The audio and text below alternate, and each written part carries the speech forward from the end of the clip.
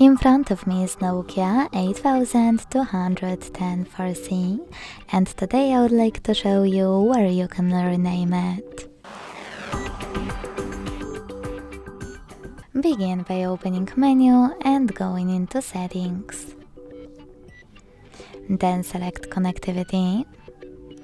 Click on Bluetooth and make sure that this switcher is enabled. Following that, select phone name and type in whatever you want to.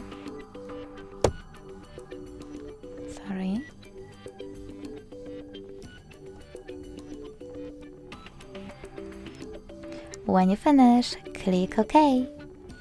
As you can see after that, name of my device has changed.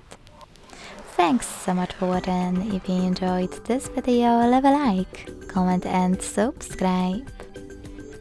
Bye!